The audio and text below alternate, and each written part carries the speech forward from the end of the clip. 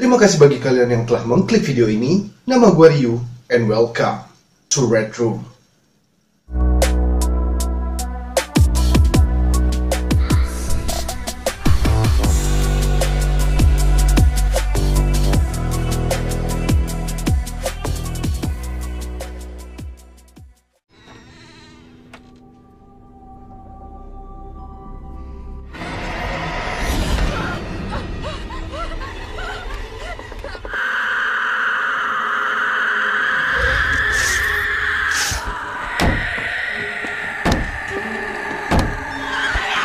Cuplikan film horor tadi adalah sebuah film horor terkenal yang berjudul The Exorcism of Emily Rose. Film tersebut diputar pada tahun 2005 yang menghiasi industri perfilman dan menjadi box office pada saat film tersebut dirilis. Namun apa kalian tahu bahwa film tersebut adalah film based on a true story atau film yang diangkat berdasarkan kisah nyata yang terjadi pada tahun 1973 sampai 1976 yang dialami oleh gadis Jerman yang bernama Anneliese Michel. Di film tersebut menceritakan tentang kehidupan seorang gadis bernama Emily Rose yang mengalami kejadian aneh di luar logika. Dan juga Emily si gadis remaja yang menjalani harinya dengan semangat. Dia pun menginspirasi banyak orang pada saat itu, walaupun keadaan yang semakin lama semakin memburuk, sampai-sampai Emily pun pada akhirnya menyerah dan tutup usia karena derita yang dialaminya. Seperti penjelasan gue sebelumnya, kisah Emily Rose sendiri diangkat dari kehidupan nyata seorang gadis yang berumur 23 tahun bernama Anneliese Michel. Dia tinggal di Klingenberg, Bavaria, Jerman. Lalu, apa yang sebenarnya terjadi dengan Anneliese Michel hingga sosoknya menarik untuk diangkat ke dalam sebuah film di layar lebar? Di video kali ini, gue akan membahas kehidupan Anneliese Michel yang dipenuhi dengan kejadian aneh dan misteri-misteri yang dialaminya sampai dia harus melawan rasa sakit yang dideritanya. Bahkan, Michel harus menjalani pengobatan secara medis dan ritual pengusiran roh jahat.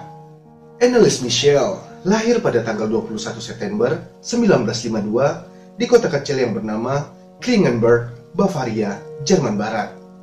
Michel tumbuh dan dibesarkan dalam lingkungan keluarga yang sangat beriman dan taat dalam menjalankan ritual keagamaan gereja Katolik.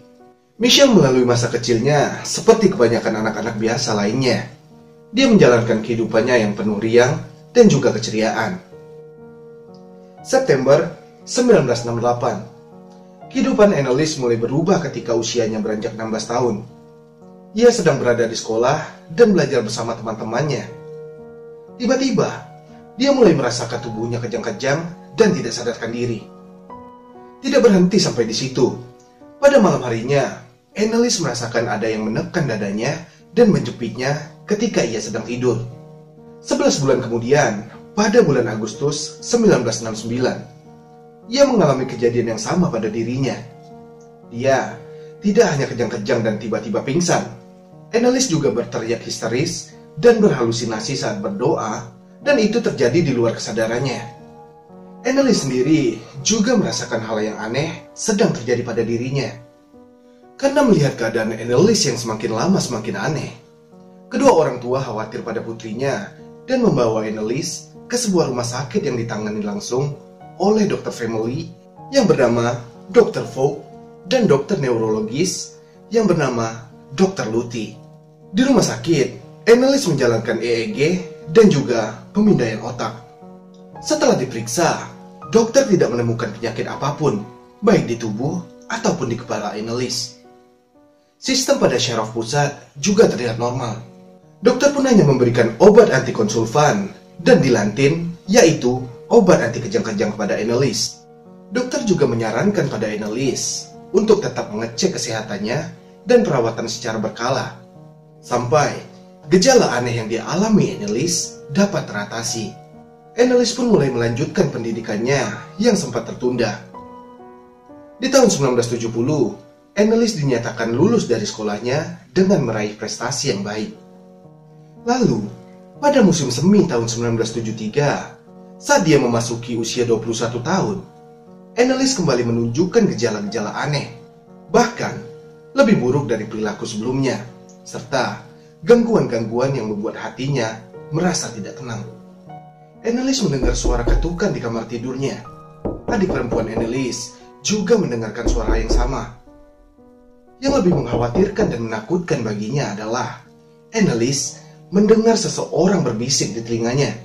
Dan suara tersebut mengatakan, "Manusia terkutuk, kalian akan membusuk di neraka." Ibunya semakin terguncang ketika menyaksikan Annelies menatap patung Bunda Maria dengan mata yang tajam seakan-akan menampakkan wajah marah dan juga murka.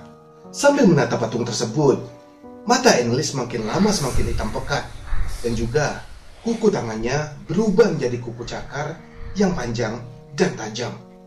Ia terkadang melakukan hal aneh di luar akal sehat yang membuat anggota keluarganya merasa bingung sekaligus prihatin. Mereka melihat Annelies menggonggong seperti hewan, memakan laba-laba, menjilat air seninya sendiri yang ada di lantai, menggaruk-garuk dinding menggunakan kukunya. Bahkan, Annelies bersikap kasar pada keluarganya yang mencoba menghentikan perilaku anehnya pada saat itu. November 1973, Annelies bersama orang tuanya pergi ke psikiater Freudian untuk memeriksa lebih intens keadaan Annelies. Dan setelah diperiksa, Annelies didiagnosis mempunyai penyakit epilepsi dan disarankan untuk meminum obat Tegretol yang dosisnya lebih besar dari obat Dilantin tadi. Pada tahun 1975, perilaku Annelies malah semakin tambah memburuk. Sebagai gadis yang beriman dan taat, dia tidak pernah lagi memanjatkan doa setiap malam hari. Annelies tidak makan dan minum selama berhari-hari.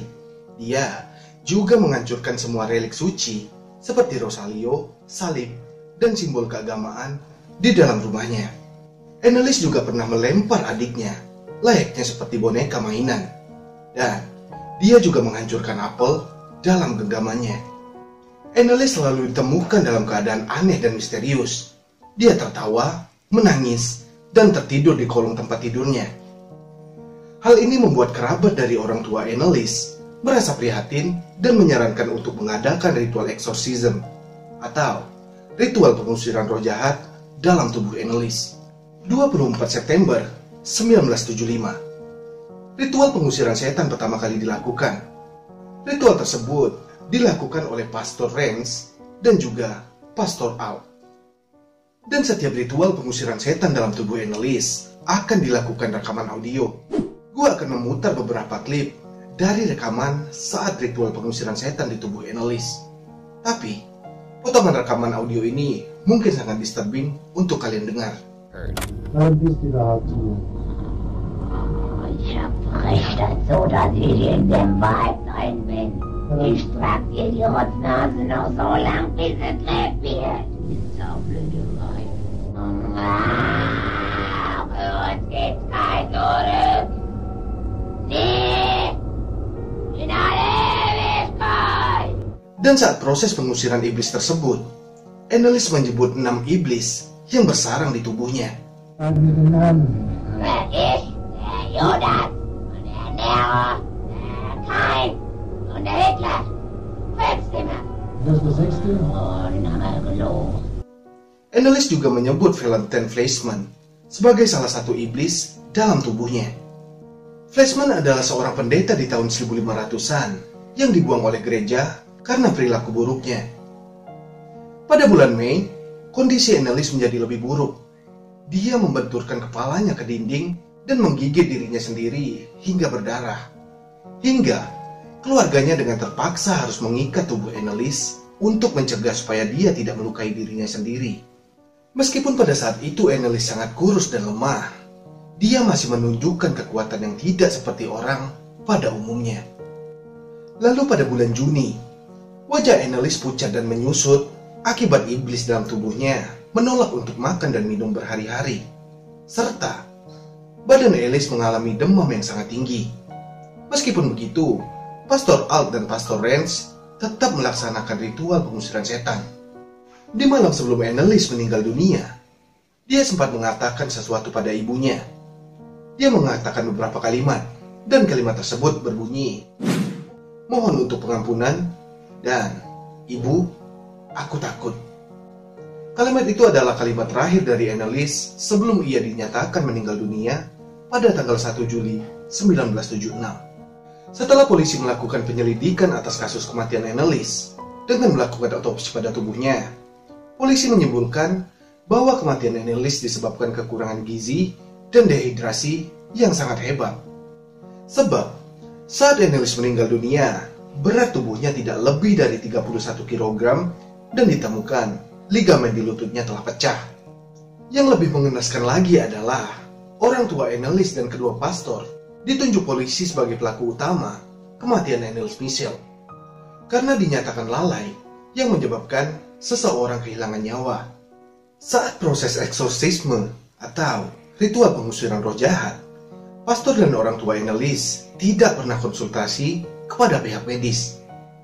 Ritual pengusiran setan dilakukan sebanyak 67 kali dalam rentang tahun 1975 sampai 1976. Setiap sesi pengusiran berlangsung selama 4 jam dan dilakukan 2 kali dalam setiap pekan. Dan Anneliese juga disuruh berhenti untuk meminum obat-obatan lagi. Pihak medis menilai nyawa Anneliese Michel bisa diselamatkan jika dilakukan langkah pencegahan seminggu sebelum saat dia menghembuskan nafas terakhir.